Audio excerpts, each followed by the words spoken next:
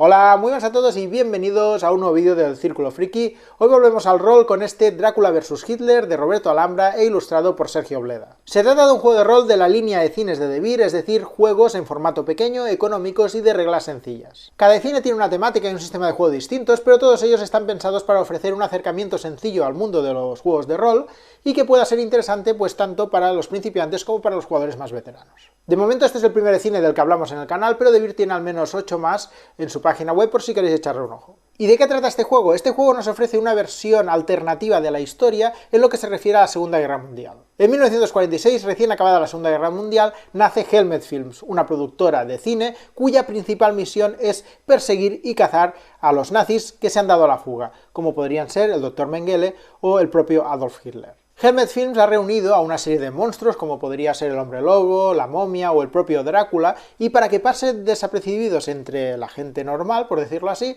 pues usan esta productora de cine como tapadera. Entonces cada película de terror de estas que graban, en verdad es una tapadera de una misión real que consiste en cazar nazis. Gracias a esta tapadera pueden moverse sin levantar sospechas por diferentes países, pues con estos monstruos y con grandes equipos e infraestructura. Y en esta versión alternativa de la historia, pues representa que en cuanto acaban de cazar a todos estos nazis fugados, la productora deja de tener razón de existir y desaparece. Por lo tanto, sus películas dejan de llevarse a cartelera y los monstruos pasan a ser recordados con cariño por la gente, pero dejan de hacer películas. Y esta es la versión alternativa de la historia que nos propone este juego, por lo tanto nos situaremos en esta época y nos pondremos en la piel de estos simpáticos y carismáticos monstruos para luchar contra monstruos reales y malvados como son los nazis. Eso sí, no es un juego de terror, ni es un juego bélico, es más en tono de película de espionaje durante la Guerra Fría, pero con toques muy cómicos. Pues así se nos presenta un poco este Drácula vs Hitler. En cuanto al sistema de juego, utiliza el sistema de juego Roleina,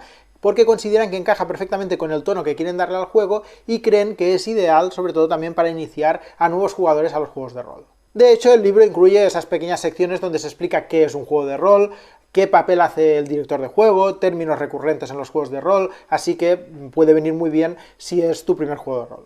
Además insiste mucho que aunque va a haber un director de juego y varios jugadores para jugar a este juego, el director de juego sobre todo tiene que improvisar mucho, tiene que hacer que la historia se construya entre todos, no tiene que ser algo que él traiga aquello escrito perfectamente y tenga que seguir a la perfección, sino que la idea es que la historia se monte entre todos y que el director de juego pues pueda ir improvisando en función de lo que hagan los jugadores, de manera que incluso pues se pueda llegar al caso de que una partida ni siquiera el director de juego sepa cómo vaya a acabar, porque puede ir tomando diferentes caminos a medida que se juega la partida. Vale, pues vamos ahora al contenido del libro. En estas primeras páginas de aquí, pues viene explicado lo que ya os he comentado más o menos en esta introducción, presentación del juego, es todo lo que viene aquí, y luego vienen 7 capítulos. Estos capítulos son el principio, la mansión, el conflicto, las consecuencias, el elenco, la campaña y los consejos. Y acaba el libro pues con un resumen de reglas paso a paso. Esto sería todo el contenido y ahora os voy a comentar un poco qué contiene cada uno de estos capítulos. Pues empecemos por el capítulo 1, el principio. En este capítulo básicamente pues se explican las cosas que hay que tener en cuenta antes de empezar la partida, qué debemos explicar a los jugadores, la asignación de personajes, en qué consiste una sesión de juego, el tema de las medidas de seguridad, que para que nadie lo pase mal, ¿vale? Recomiendo usar el sistema de líneas y velos, aquello que ya explicamos en Alice ha desaparecido. Os dejo el vídeo por aquí por si queréis echarle un ojo. Y vamos, que tenéis explicada toda la previa de la partida, ¿vale? Entonces es un capítulo que os leeréis la primera vez, pero bueno, en principio podríais pasar luego al capítulo 2. En este capítulo 2, aquí se explica cómo crear una partida, explicando cómo se construyen las escenas en que se divide la partida, porque veremos que una partida se divide en diferentes escenas. Entonces aquí te dice que normalmente pues hay una primera escena, que es el set de rodaje, que es una escena previa a la misión encubierta, ¿vale? O sea, nada más empezar, pues el director de juego explica la misión que hay que realizar, quién es el objetivo, a quién hay que cazar, y qué película se rodará para hacer de tapadera de esta misión y cosas por el estilo, es como la previa. Y después de esta primera escena inicial donde el director nos pone en situación, empezaría propiamente lo que sería la misión, que está dividida en 4 escenas como mínimo. Y estas 4 escenas están divididas en 2 tipos de escenas, las de realidad y las de rodaje. Y de estas 4 escenas mínimas que forman la misión principal, como mínimo 3 tienen que ser de realidad y una de rodaje. Ahora vamos a explicar qué son estas escenas de realidad y qué son estas escenas de rodaje. Entonces, las escenas de realidad narran la captura del objetivo nazi. Es el núcleo de la partida y, como hemos dicho, pues al menos habrán 3 escenas de este tipo. Y estas escenas tienen su nombre. Uno es acecho, el otro caza y el otro clímax. El acecho es la primera escena que te permite localizar y aproximarte al objetivo. La segunda escena, la de caza, es la escena ya del asalto o infiltración en el lugar donde se oculta el nazi que queremos cazar. Y la tercera escena, la de clímax, es la escena donde se intenta atrapar al nazi y llevarlo a la justicia antes de que huya. Estas serían las 3 escenas mínimas, ¿no?, que tenemos que tener de realidad. Luego explicaremos las escenas de rodaje, ¿vale? Hemos dicho que de estas 4 escenas mínimas que forman la misión, una al menos sería de rodaje, pero la veremos más adelante. Y ahora lo que nos dice es que todas las escenas tienen una dificultad que se representa con una especie de relojes con secciones. Estos relojes pueden tener desde 6 secciones hasta 10 secciones. Y para pasar de una escena a otra escena se necesita ese número de éxitos. Es decir, aquí nos dice, por ejemplo, que este reloj representa la escena de acecho. Pues para pasar de la escena de acecho a la escena de caza, deberemos haber tenido 6 éxitos, porque este reloj tiene 6 secciones. Para superar esta debemos tener 6 éxitos. Para superar esta escena debemos tener 10 éxitos. Luego explicaremos bien cómo funciona todo esto, pero básicamente cada vez que obtengas un éxito, sombrearás una de estas secciones. De esta manera, todo el mundo tiene la sensación de avance en la partida. Cuando todas las secciones estén sombreadas, podremos pasar a la siguiente escena. Y ahora sí nos habla de la escena de rodaje. Representan escenas de películas protagonizadas por los monstruos. Esto se entenderá mejor más adelante, pero durante la partida, cualquier jugador puede pedir hacer una escena de rodaje, diciendo una frase, y al hacerlo, pues separa la escena de realidad. O sea, nosotros básicamente jugamos las escenas de realidad, pero en cualquier momento, un jugador al decir esta frase, corta esa escena de realidad y pasa a hacer una escena de rodaje. Esta escena de rodaje nos permitirá reducir el disfraz, que luego ya veremos qué es, y conseguir tiradas de ventaja, pero ya digo que esto se entiende mejor más adelante. La cuestión es que, lo que hemos dicho, que al menos tiene que haber una escena de rodaje y luego 3 escenas de realidad, aunque podrían haber más escenas. Y también un requisito es que la escena de rodaje pase antes de la escena del clímax. Puede pasar durante esta, donde sea, pero antes de la de clímax. Por lo tanto, si antes de llegar al clímax ningún jugador ha provocado una escena de rodaje, entonces será trabajo del director de juego provocar esa escena de rodaje. Pues esto es más o menos lo que nos explica en este capítulo, y luego ya podríamos pasar al capítulo 3, que es el conflicto. Durante la partida los jugadores se enfrentan a diferentes conflictos y aquí se explica la manera de resolverlos. Y para hacer esto pues se tiene que explicar lo que es la tirada de dados propia para resolver estos conflictos. En este juego, en las tiradas de dados, se usan 2 dados de 6 caras. Una cosa curiosa de este sistema de juego es que el director de juego nunca lanza dados. O sea, normalmente los directores suelen lanzar dados, pues en este sistema no hay lanzamiento de dados por parte del director de juego. Todas las tiradas que se hacen en el juego están hechas por los jugadores. De tiradas hay de 2 tipos, la de superar una prueba y la de crear un apoyo. Para superar una prueba se lanzan los 2 dados y si la suma da un valor entre 2 y 6 incluidos, la suma de los 2 dados, entonces eso es un fallo y tendrá una consecuencia. Además, como has fallado, el reloj, este reloj de aquí, no avanzaría. Así que, bueno, has perdido la oportunidad de conseguir un éxito. En cambio, si el resultado está entre 7 y 9 incluidos, se trata de un éxito parcial. El personaje consigue su objetivo y el reloj avanzaría una sección. Es decir, podríamos marcar aquí una sección del reloj como estoy avanzando. Pero como solo es un éxito parcial, también sufres una consecuencia, que esto de las consecuencias luego lo explicaremos. Y si en cambio el resultado fuera 10 o más, el éxito ya no sería parcial, sino que sería un éxito absoluto, con lo cual también se avanza el reloj porque has tenido un éxito, pero además ahora quien narra cómo se supera esta prueba será el propio personaje y no el director de juego. Y por último, si sale un 6 en cada dado, que esto sería un crítico, pero tiene que ser un 6 en cada dado tiene que verse el resultado 6, pues pasaría lo mismo que el éxito absoluto, pero avanzando 2 veces el reloj. Como veis en estos 2 últimos éxitos, pues no tenemos consecuencias negativas, por decirlo así.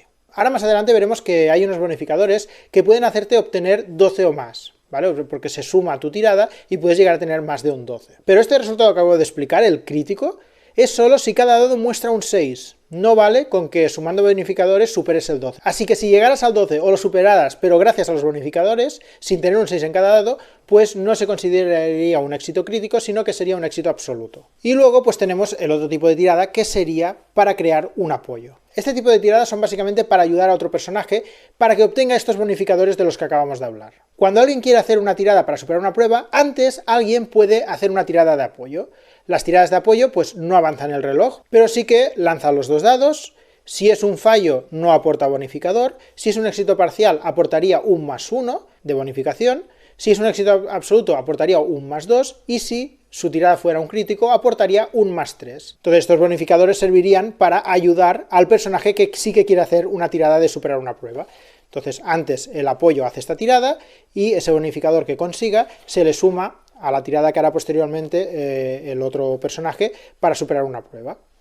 Pues esto es lo básico de una tirada, pero faltaría tener en cuenta los atributos de los personajes. Los personajes tendrán unos atributos que se suman a las tiradas igual que hacemos como en estos bonificadores. Además los personajes tienen un folclore, tienen una monstruosidad que también puede mejorar las tiradas, pero todo esto también lo veremos más adelante. Luego nos habla de las tiradas enfrentadas. Hemos dicho que el director nunca lanza dados, así que no hay tiradas enfrentadas entre jugadores y director de juego, pero sí puede haber tiradas enfrentadas entre jugadores. Si dos jugadores entran en una disputa y quieren resolverla, pueden hacer una tirada enfrentada, teniendo en cuenta que un éxito absoluto gana a un éxito parcial y que un éxito parcial gana a un fallo, y en caso de empate no se resuelve el conflicto. Eso sí, las tiradas pueden provocar consecuencias si hay un fallo o un éxito parcial. En caso de un empate a éxitos parciales, los jugadores deberán decidir si actúan de forma cauta, sin conseguir nada pero tampoco recibiendo daño, o de manera temeraria, que entonces causarían daño y recibirían una consecuencia. Y si ambas tiradas fueran fallos, ambos personajes recibirán una consecuencia. Y aquí nos habla de la iniciativa, que básicamente es el primero que propone algo, pues es el primero en hacerlo.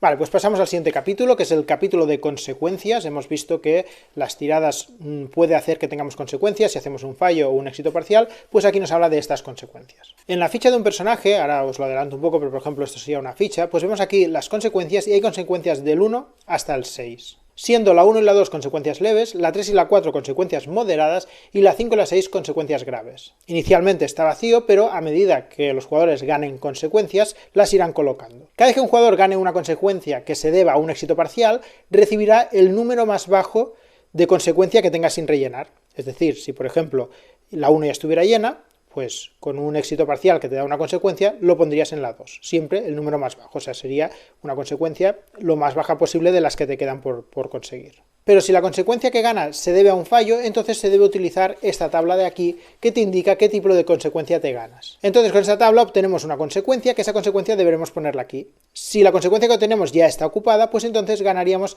la siguiente consecuencia libre de mayor valor.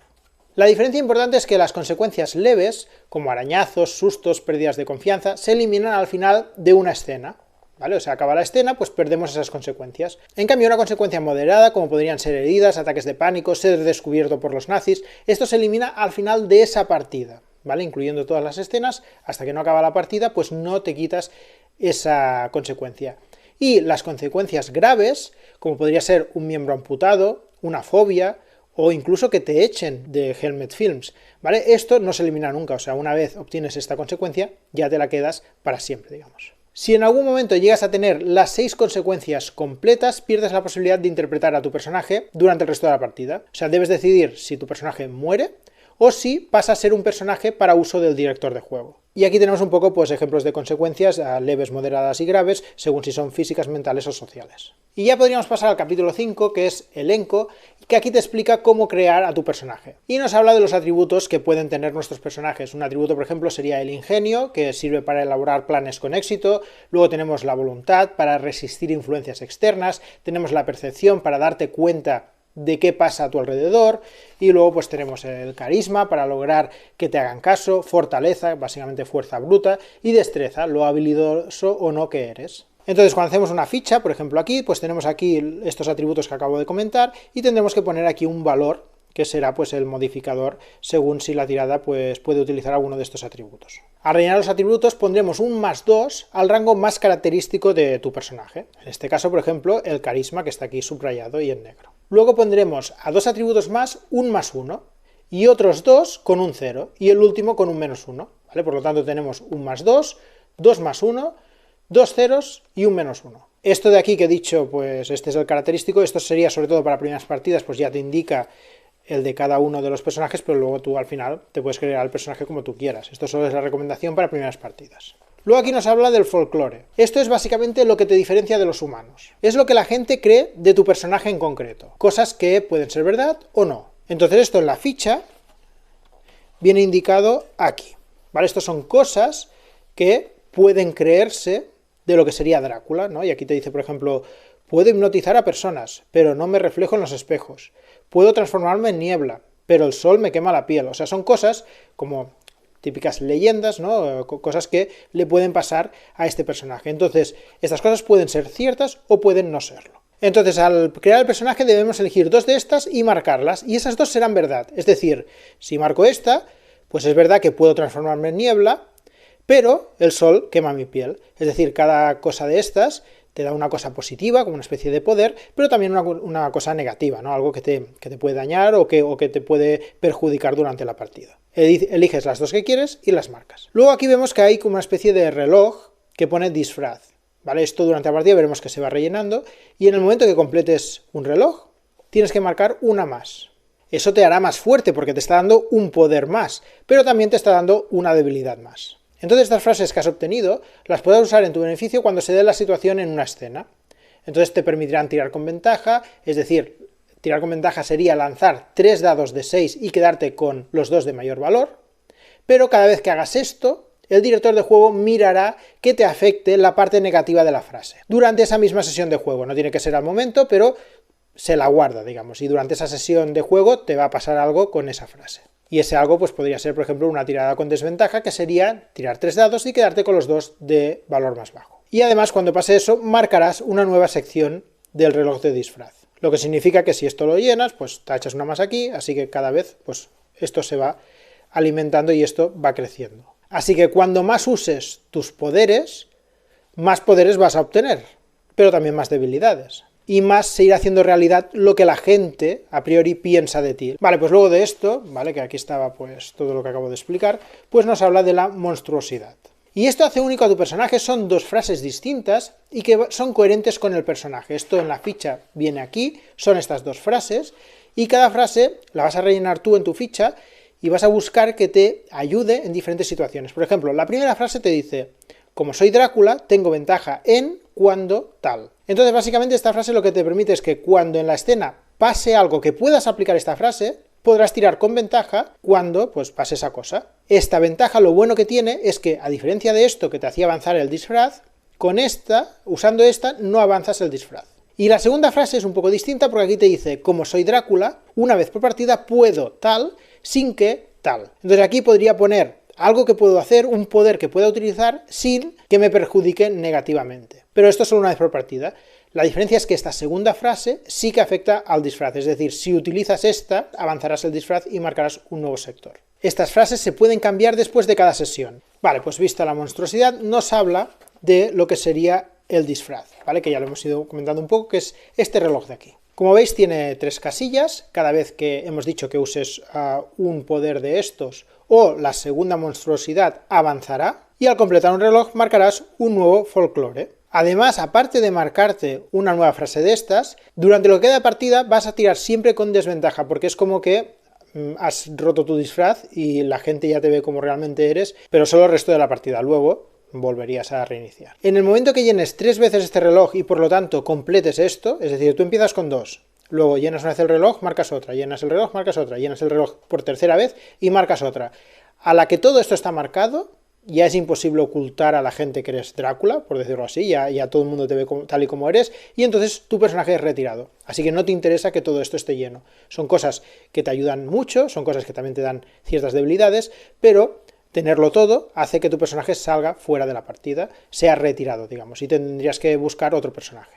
Y después del disfraz, nos habla ahora sí un poco más de la escena de rodaje, esa que hemos dejado un poco apartada. Nos hemos centrado mucho en las escenas de realidad, pero hemos dicho que en estas escenas de realidad, por el medio, como mínimo, habrá una escena de rodaje. Pues aquí nos habla un poco más de estas escenas de rodaje. Una vez por escena, los personajes pueden declarar que algo que está pasando en ese momento le recuerda a una escena de una de sus películas. se inventa el título que sea y ese recuerdo representa la escena de rodaje que vais a hacer. Entonces, en el momento que dice la frase, o sea, esta frase, esto me recuerda a aquella escena de mi película, en el momento que un personaje dice esto, se para la escena en curso de realidad y pasamos a esta escena de rodaje. Entonces el personaje pues va narrando esta relación que él ha visto y en cuanto la relación entre las escenas se vea clara, se grita ¡corten! Y el que narraba la escena hace una tirada sin consecuencias. Básicamente, si falla, ese personaje deberá tirar con desventaja en la escena de realidad. Si consigue un éxito parcial, seguirá tirando con normalidad en la escena de realidad, pero reduce una casilla a su disfraz. Y si lo que consigue es un éxito absoluto, el personaje tirará con ventaja en su próximo intento de superar una prueba en la escena de realidad. Y además reducirá 2 casillas su disfraz. Pues eso, básicamente, la escena de rodaje simplemente es eso, ¿vale? Es asociar lo que está pasando con una de tus películas, ahí tienen que poner un poco de imaginación los jugadores, y eso pues les puede ayudar a eso, a conseguir ventajas en la escena de realidad, como por ejemplo tiradas con ventaja, y reducir el disfraz. Aunque también puede pasar, no hay consecuencias negativas, no hay las consecuencias aquellas que se marcan en la hoja, pero sí que puede pasar que luego tengas que tirar con desventaja. Y ahora sí ya pues vienen los personajes que ya, bueno, os he ido enseñando las fichas, pero básicamente tenemos la cosa del pantano, con un poco aquí su explicación, las frases que hemos dicho, la monstruosidad, las consecuencias que se va apuntando, los atributos y el disfraz. ¿Vale? Eso es básicamente lo que tienen las fichas y tenemos la cosa del pantano, tenemos a Drácula, tenemos al fantasma de la ópera, tenemos a Frankenstein, la gorgona, el hombre lobo, Jekyll y Hyde, Kung Fu y por último la momia y la persona invisible. Estos serían las 10 fichas que te vienen para usarlas como personaje. Luego pasaríamos al capítulo 6, este no lo voy a enseñar mucho porque es la campaña y prefiero evitar spoilers. Y aquí encontramos básicamente pues 3 misiones listas para jugar, algunas ideas para que puedas crear tus propias misiones, además nos propone algunos nazis que podrías añadir a las misiones para cazarlos.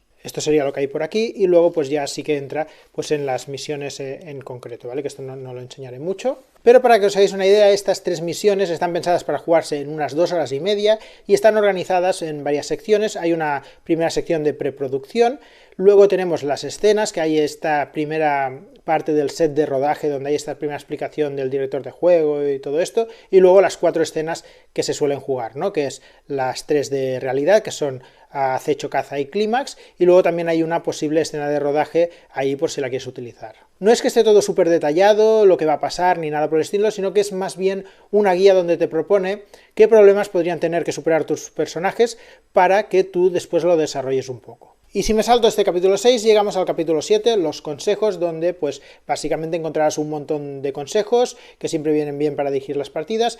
También hay un pequeño resumen con todo lo básico, ¿vale? Aquí tenemos los consejos, aquí tenemos el resumen paso a paso de todo lo que se ha ido explicando y en qué página encontrarlo. Y también pues acaba con una serie de ilustraciones, bocetos del juego, que también están muy chulas.